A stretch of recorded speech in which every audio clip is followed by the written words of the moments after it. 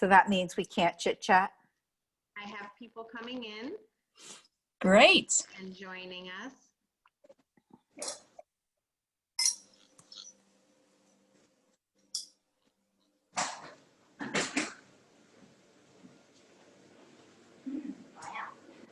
Jerry. Shh.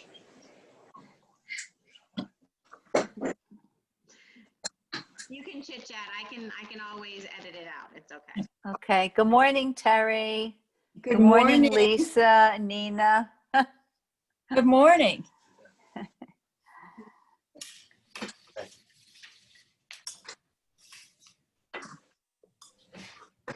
Hi, Davidine. Oh, she's connecting. Then I have somebody's picture on my screen. Yeah, I don't- did. That's funny. Oh, who is that? Is that your kids? No, not my kids. That was Nina's daughter that graduated high school. Oh, she's in college at Tufts, right?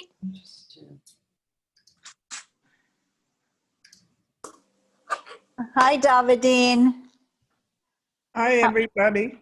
How are you? I'm okay, thank you.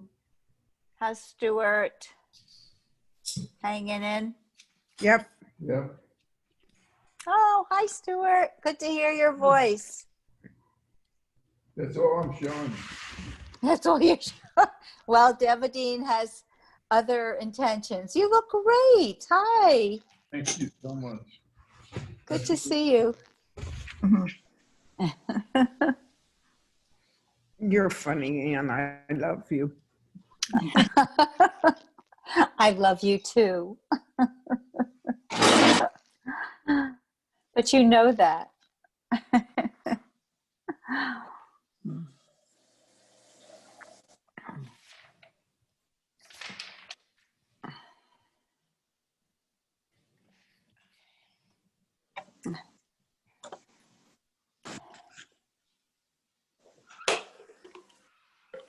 Oh, good. Elaine's joining us. Yay. Yeah, oh, that's nice. Yeah. And Rob. Hi, Rob. Oh, thank you, honey.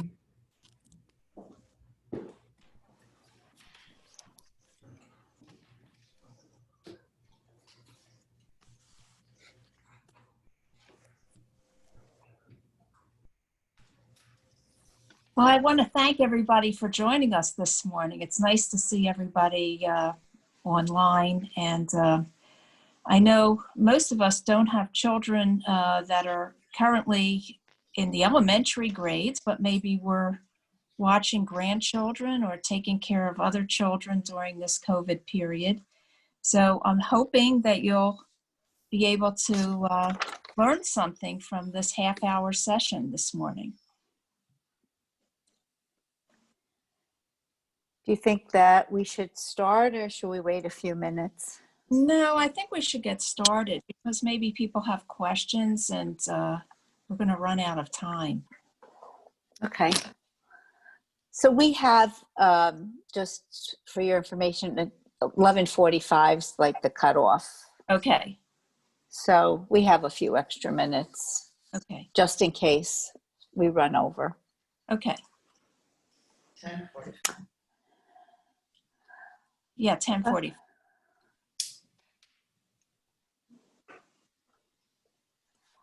All right. I can certainly start. Okay. So I just want to welcome everybody to our second adult education event for 2020-2021, Conversations with Congregants. If I haven't had the privilege of meeting you yet, my name is Ann Katz, and I have the honor of being the chair of the Adult Education Committee. And before I introduce our speaker, I'd like to thank the Adult Education Committee for putting together an exciting year of events. I want to give a shout out to Rabbi Arberman, Cantor Ben-Simon, Len Schwartz, Bobby Sadow, who has made all of this happen and all the details and keeping on top of things. She's been amazing. We couldn't have done it without her. Fern Chiarello, Linda Fain, Brenda Kabler, Elaine Fleischer, Carol Summers, and Marcy Marcus. Because of the nature of our lives in the world right now, we thought bringing together some Temple Beth David experts who have firsthand knowledge and experience with tools for navigating periods of uncertainty would be helpful not only to our congregants, but to others who may wish to join in our Zoom programming. It is with great pleasure I introduce you to our second in the series of speakers who will be talking on this topic. Our speaker is not only a synagogue member, but an integral member of the Adult Education Committee. She received her BA in psychology at Temple University and her MS in measurement, evaluation, and techniques of experimental research from the University of Pennsylvania. She received her school psychology certificate from Bryn Mawr College. For 24 years, our speaker served as a school psychologist, co-chair of the testing committee in the Upper Darby School District, and a member of the district's strategic planning committee. She was honored as Pennsylvania School Psychologist of the Year in 2007. In 2012, she was honored the President's Award of Outstanding Contributions to the Field of School Psychology by the NASP, National Association of School Psychologists.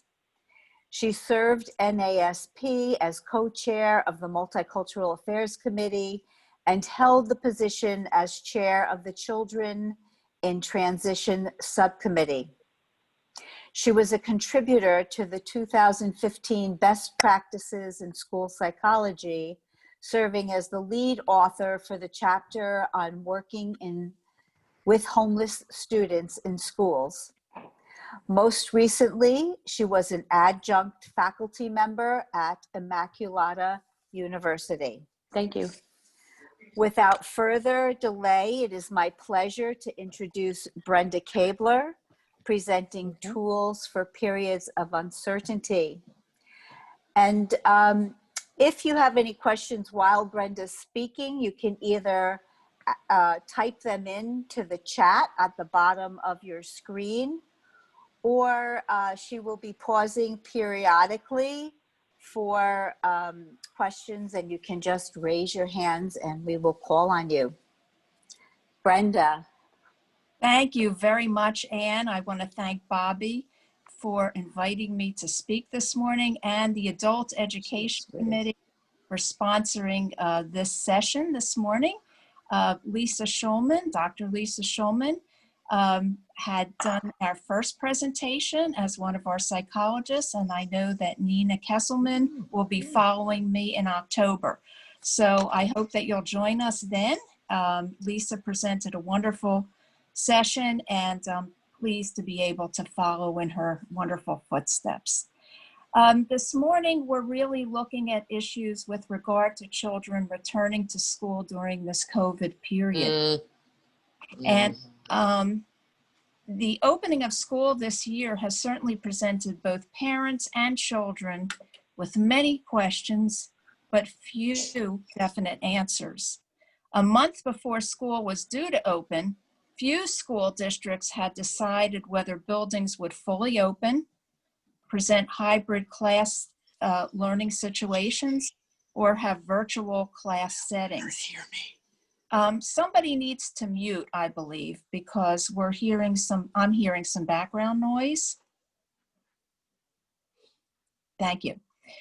So to add to this period of uncertainty, many school superintendents announced that school would be virtual until October, when the situation would be reassessed and possibly changed mid-year.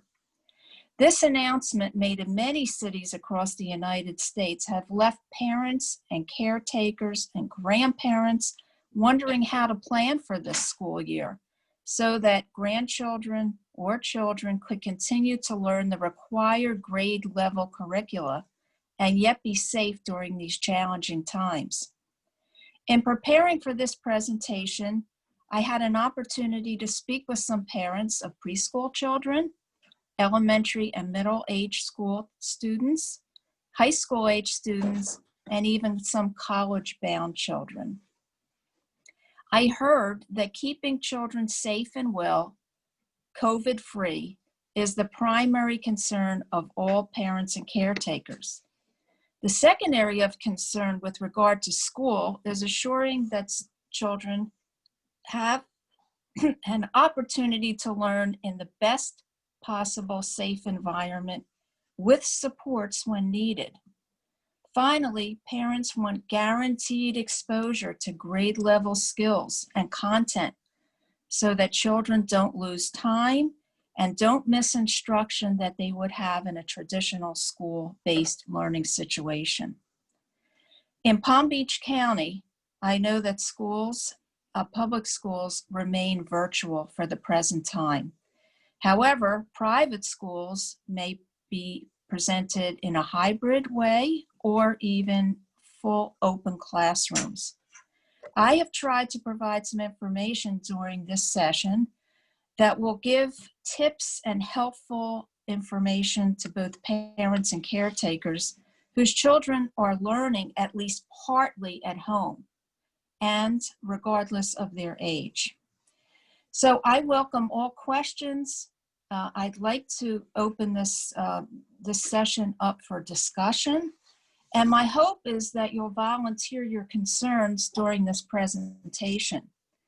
Please feel free to write into the chat room if you can, or just raise your hand to express a question or a comment. In order to give the presentation some structure and to provide what I hope is some helpful information, I have developed several slides to review together. Are there any questions so far?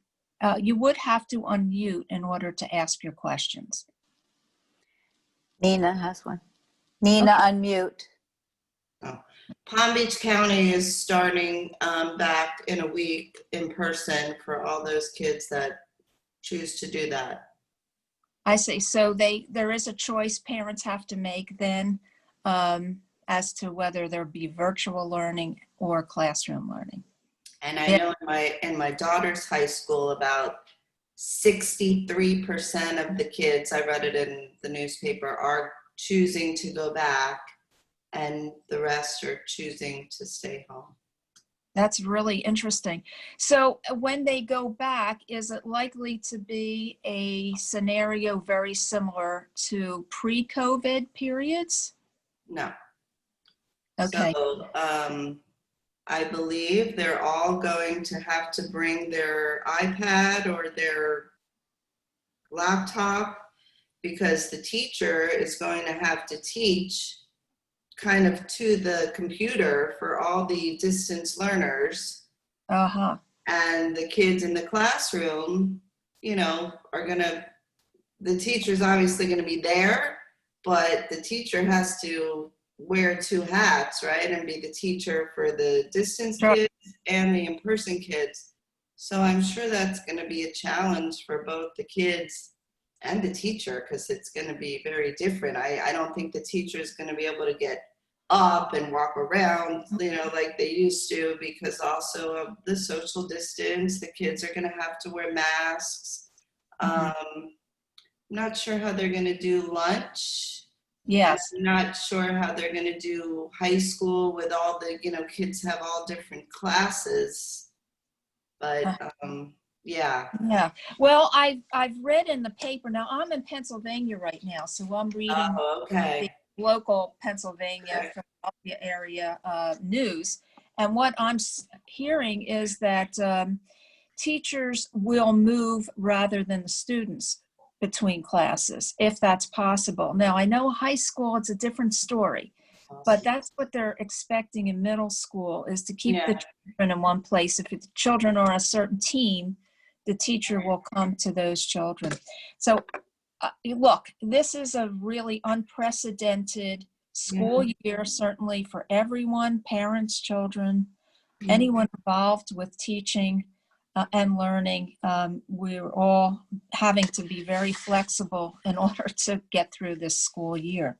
So one of the first slide that I would like to present is one entitled Communicating with Teachers and Staff. I really did not know how many parents of young children would come online today. So I wanted to give them information, or anyone information, about communicating with your school. So if Bobby could post that first slide, I would appreciate it.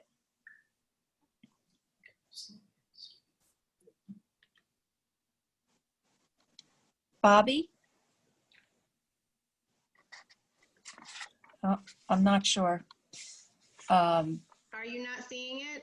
No. No. We see a Temple Beth David, information, but no slide. Okay, well, let's.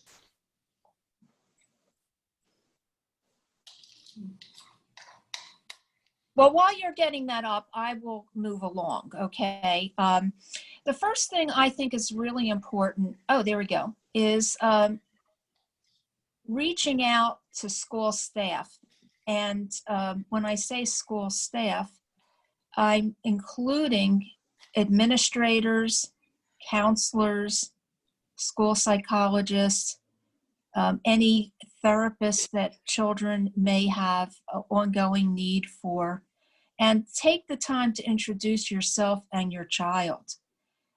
This is really important, I believe, because we're going to have to put more effort this year into learning who the children are, especially in long distance learning. I'm particularly concerned about children that have individual education programs or need special support in the classroom.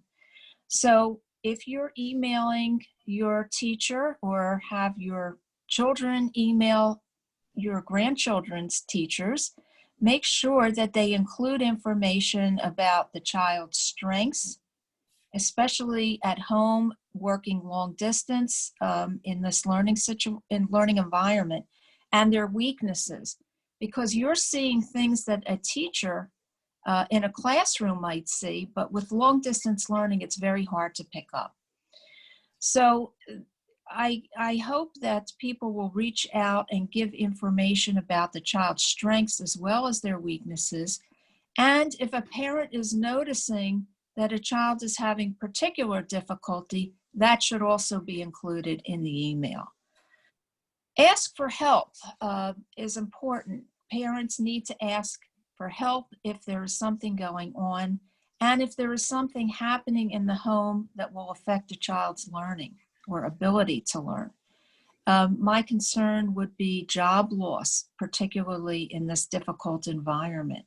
I think children are very sensitized to anything that is happening with parents, and because we're all together so closely, children are becoming affected by what parents are reflecting in the day-to-day workaday world, and possibly a loss of job would be a big concern, of course, to the family and to the child. So there are counselors that are running groups, support groups online this year if children are not in school. So make sure to reach out if there's anything that you think would be helpful in the school to help your child continue to learn. I know that being patient for a response is going to be something we all have to learn how to do this year. There's no immediate response. Everyone is learning how to navigate in this new environment, including teachers, including counselors and administrators. So we're making mistakes, but as we go along, it will become a smoother transition, and I think that we'll be able to offer more help to children as we find out what the needs are. And finally, ask questions. I think that's really important. If you have a question, make sure you share it with the teacher or the staff.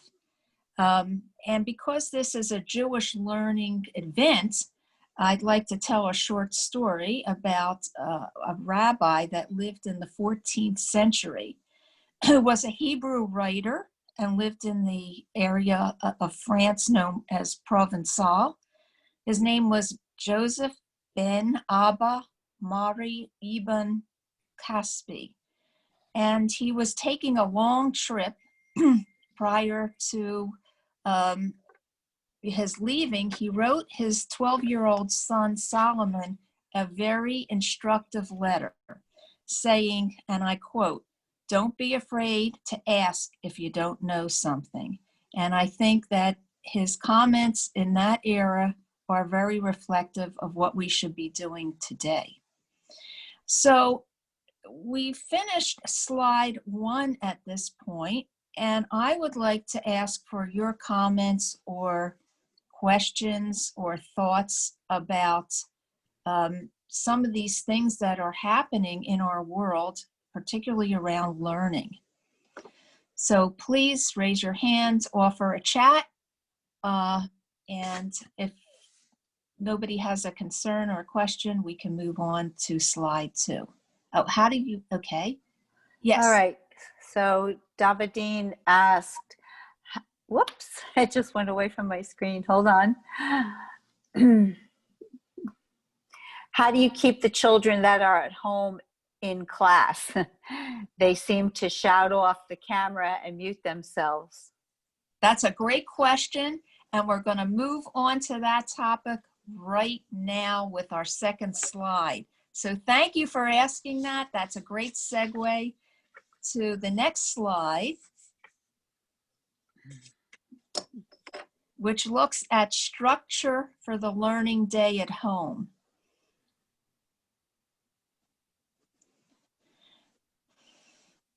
I don't know if Bobby can put that up. There it goes.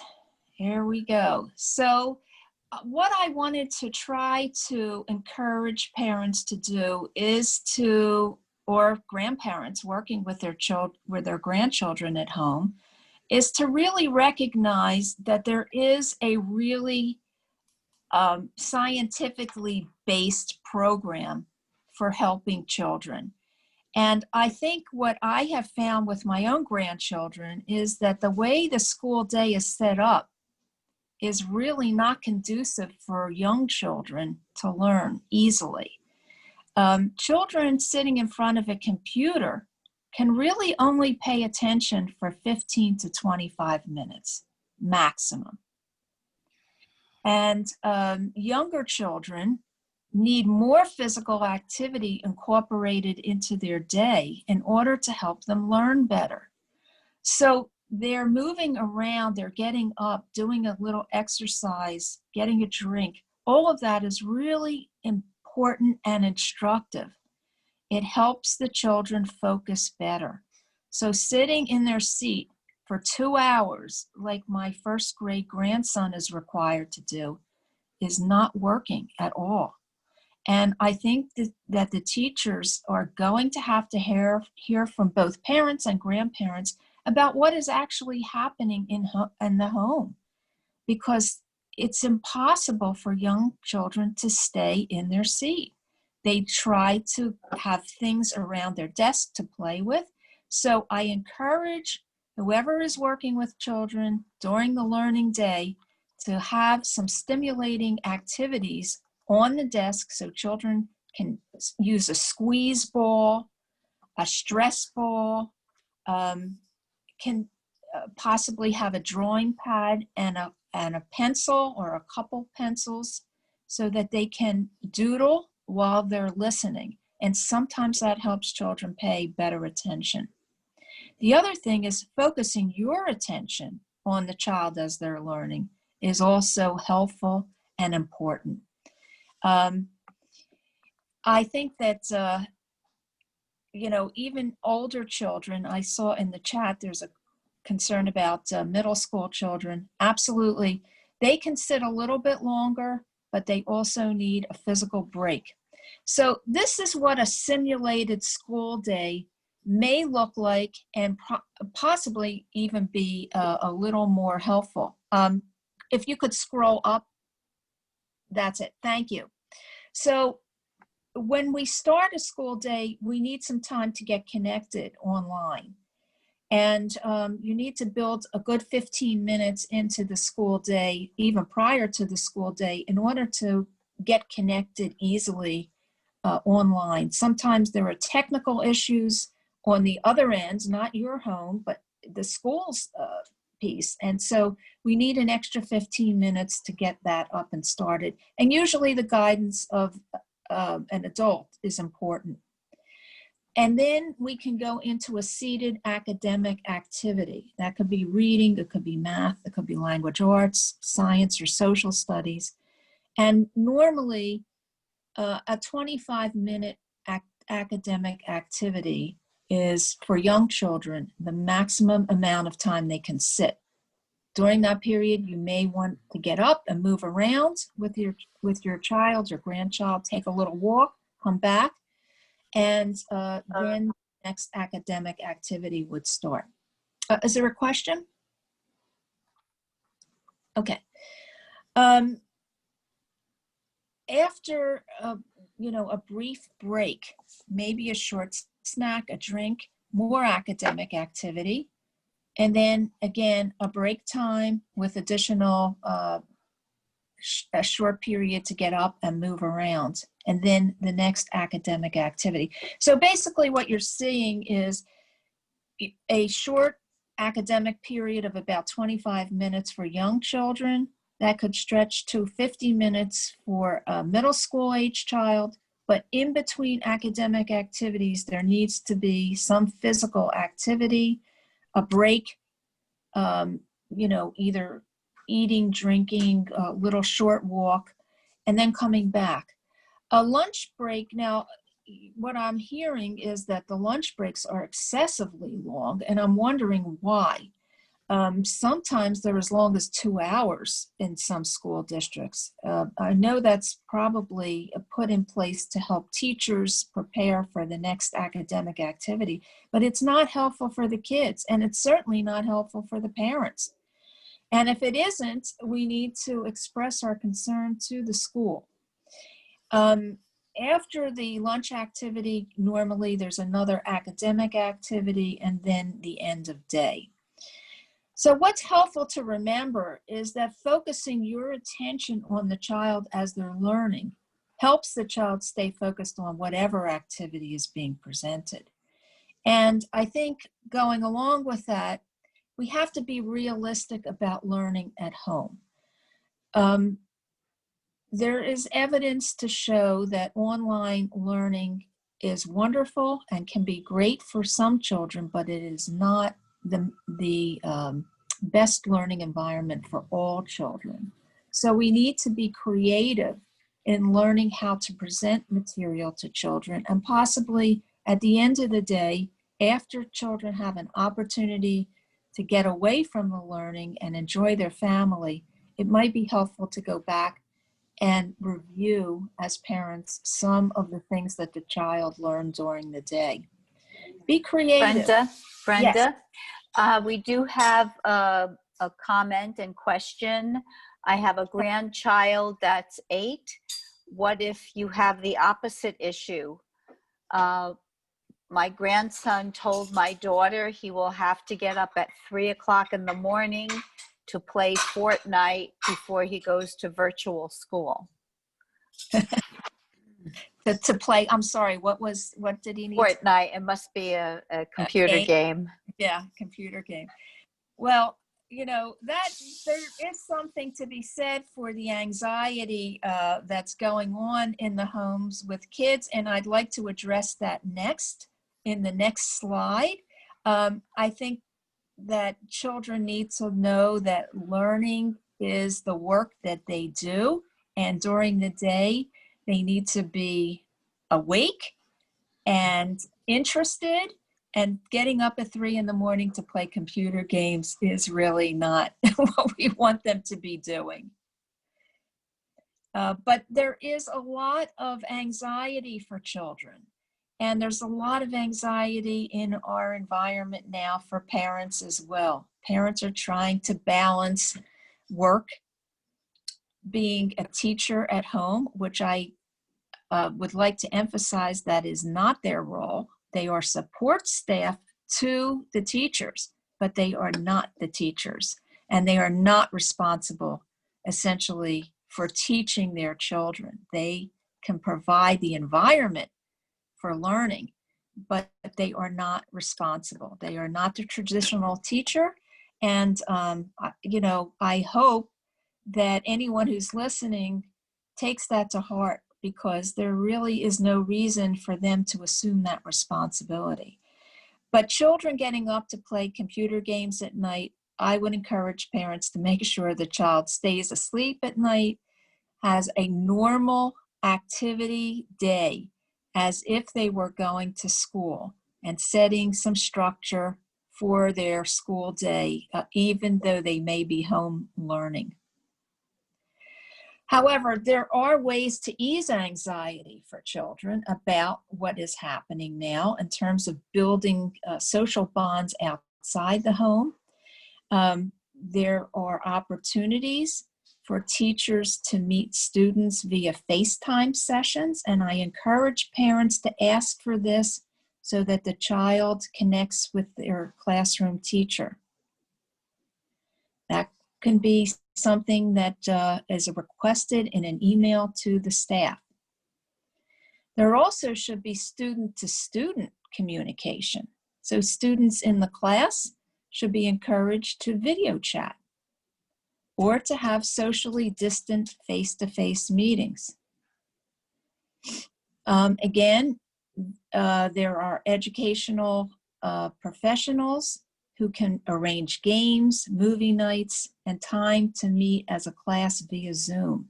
And these things should all be encouraged in each classroom now that's virtual. Now, I know Nina brought up the fact that students are returning to school in Palm Beach County, if that's the choice that parents make and children make together. And I think that's great because some of these issues will be addressed once children return to the classroom. But if children remain at home and in a virtual learning situation, it's really important that they know their teacher, have a chat with their teacher, get to know the students in the class via online FaceTiming, and reach out to educational professionals to gain via Zoom the needs of your family. It's going to be very hard for children who are going into a new school this year because they're not going back to any familiar faces online, and they're going to need more time to adjust. And that's also true for children that are going to college for the first time. So we need to be aware that extra time and thought has to go into how children can connect with staff and with each other. I also encourage a special family time. Separate the learning day from family time. Enjoy family time together, and don't engage in trying to intermingle the two. Create a positive environment with built-in fun times for family. Walks, hikes, game nights, biking, things that you can do easily and enjoy together. I think this is a wonderful opportunity. Despite the fact that we're isolated, it's a great time for families to build relationships together. And I also think that checking in with children about their learning during the learning day is very helpful, but you don't want to be quizzing kids about what's happening or what is hard for them or easy for them during family time. That's a separate issue for parents and children. Brenda, we have a question. Sure. should homeschooling be emphasized now for more students? Even though it is hard on parents who are not trained, is it any less difficult to monitor your children trying to learn via Zoom from public school? Okay, well, let's take that in two separate questions, basically. The first one is homeschooling. You know, parents who choose to homeschool their children have to become familiar with the curriculum that is required by the school district. So if a parent is thinking about engaging in homeschooling this year or for the future, they really need to contact their school district and learn about what is required, what state tests are being required, because those children who are homeschooled will be required to take state level standardized testing. So parents have to be aware that they are required to present certain information in a, in a required sequence for learning. It's very difficult to do homeschooling. As parents are learning now with virtual learning, I think that there really has to be a dedicated commitment to doing that. And I've seen now that parents are doing homeschooling in pods where they bring experts in to teach certain subject matter. Parents are gathering together in small groups where children are being educated in the home environment, and specialists are being brought in to teach music, art, science, social studies, reading, and math. So I think it's something that has to be well organized and well structured if people are thinking about doing it, and contact with the school district is essential. I see there's another question. There's another question. How do you get the parents involved? In homeschooling, was the question about homeschooling specifically, or? No, it wasn't. It was just general. Okay. I think getting parents involved is essential in children's learning. It's really important that children know that their parents care. It's all about caring. Oh, okay. I see that it's Homeschooling. It's about homeschooling. Sorry. Okay, no problem. Homeschooling, the first thing I would do if a parent is considering homeschooling is to contact the school district. This could be their local school district, or it could be the administrative school district, local administration.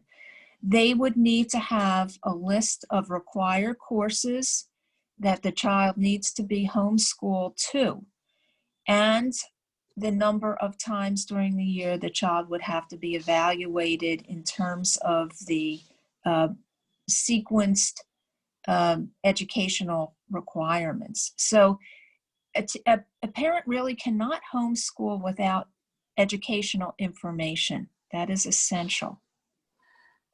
The other part of that question is from a teacher's point of view, how do you get the parents involved in homeschooling from a teacher's viewpoint?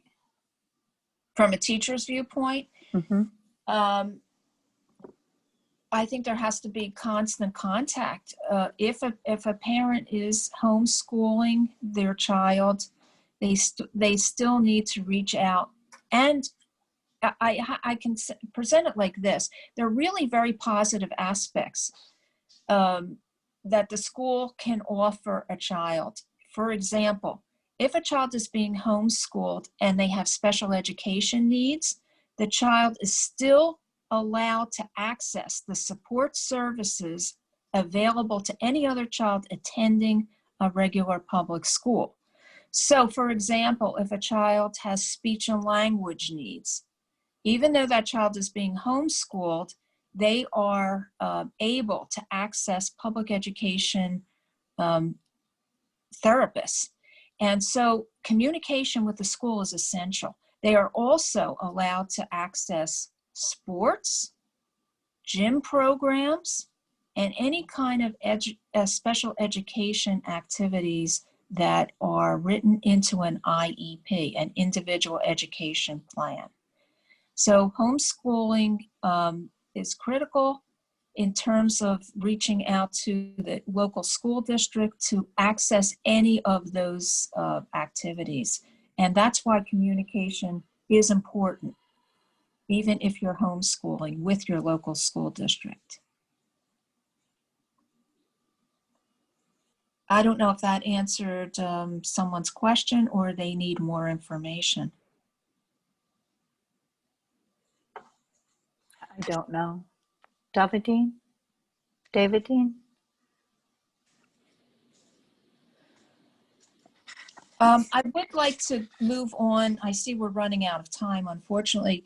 I do have one additional slide that I would like to share. And this is our final slide.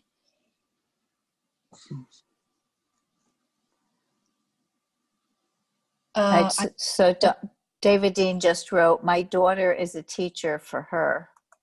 So I guess, you know, the homeschooling piece. Okay.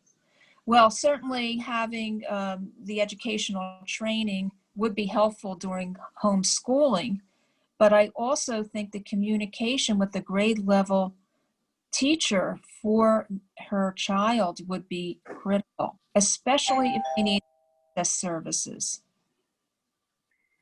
And getting parents involved, yeah. Right, and also there are activities that are available through the school district that the child can access. Why, you know, if they know what's available, particularly in traditional times. Let me give you an example. I worked with children who were homeschooled that I evaluated over the years. They had special education needs, but those children were also able to access sports. They could join football teams. They were members of soccer teams. So they were incorporated into the social life of the school without necessarily attending the actual, you know, brick and mortar building. So that's really important. And I want to mention also that if that child or any child needs special services, even though they're homeschooled, they are not, by law, they are able to access those services. So the last of our slides today is really looking at how we can help our children succeed, especially in this environment. And I want to just reiterate that educators have the responsibility to teach. Parents play a supporting but critical role. And there are ways that parents can support their children, assist children by providing a quiet place to work and helping to organize your student. And that really has to go on a regular basis. I've seen people set up children's desks, or they've had, and Katz just mentioned to me the other day that a very creative grandparent had their grandchild decorate the area that they were using for their learning environment. And that was really wonderful. It was great to hear. And she also told me that Martha Stewart has some great recommendations for helping children decorate their desks and using different areas for holding books and papers and so forth. So that might be something parents or grandparents want to work with their grandchildren on. And that would be a lot of fun and help, you know, make a really fun time out of learning. So providing a quiet place is great. I know sometimes parents are watching TV in the background. Kids have difficulty concentrating, especially if they have attention deficit disorder. We want to try to limit the distractions for all children, not only early elementary age students, but older students as well. And this is a really big one. My son-in-law works for Microsoft. He's very tech savvy, but they forget to charge their computers. And so the kids are going to class and they have no online access. This has to be a daily occurrence when you're working with your child and, expecting them to log on. So make sure, parents and grandparents, that the computers are charged and ready, and that also your printers are handy and that your children know how to use them. Designate a place for papers, pencils, and books, and download materials prior to class if possible, so that any worksheets are in front of your student without worrying about downloading during class time. Help your child by practicing use of multiple platforms. So some children are using computers, others are using iPads, helping them learn how to navigate between them, especially when there are multiple teacher programs and websites that they're called upon to use. And this is particularly true for middle school and high school aged students. We want to make sure we discuss assignments and possible meetings online so that everybody is aware of the schedule. I would say get a large calendar, write things down so that your student is aware of when papers are due, when assignments are needed to be uploaded to teachers, and when online meetings are required. And finally, be supportive. Realize that everybody is learning how to navigate in this new environment. Everyone is learning how to help students and to help parents. And we will learn more as we go along. And I think we've done a great job up till now, but there's always more that we can do to make things smoother. This is a list of resources, which will be on the website at Temple Beth David. I want to thank Lisa Schulman for the first resource, which is information about kids. And there are lots of very helpful tips and articles for parents, grandparents, guardians to look at in terms of helping children with various needs, anxiety, depression, also ADHD. And I think this is a great resource. Another resource is the National Association of School Psychologists. There are tips for parents that are updated every month. And especially as we go through COVID, please feel free to access these resources. And finally, I've listed my own email address. If there are any questions, concerns, or any help that I can provide, I'm more than happy to do so. I want to thank you all this morning for joining us, and I look forward to seeing you at Shul in the future. I wish you all well with your students this year and your children and grandchildren, and I wish them a successful and safe school year. Thank you, Brenda. Thank you so much for your really informative presentation. We're happy for those of you who were able to attend today and hope that you had some aha moments as to how to improve your children's, grandchildren's life under these circumstances. Please go to templebethdavidfl.org and go to the drop down on learning to see our full year of adult education programming and Temple Beth David Scholar in Residence program with Rabbi Deborah Eisenman. Make sure to mark your calendar for Sunday, October 25th at 10 a.m. for our next presentation. And please invite your friends to share in this wealth of information. I personally wish all of you, each and every one of you and your families, Shana Tova, a healthy, happy, and peaceful new year. Thank you. Yes. Same And to you and your family. And Brenda's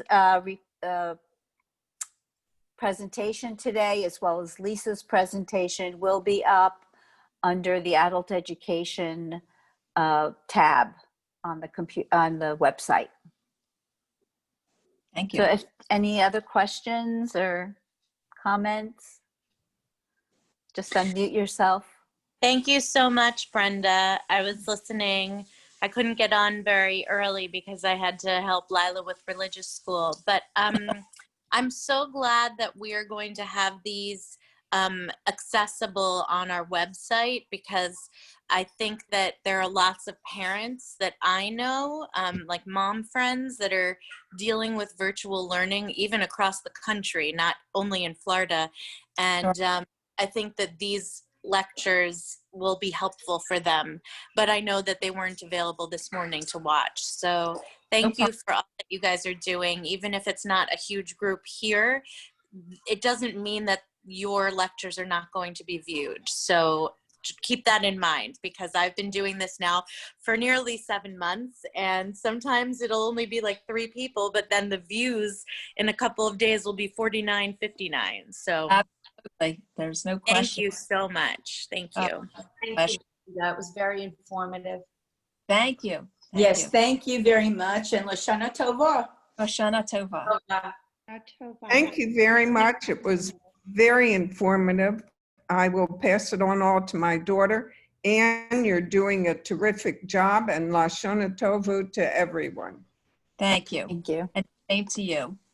Thank you. Have a great day. Shana Tova, everyone. Shana Tova. See you soon. Bye. Bye. Thanks, Bobby. Yes.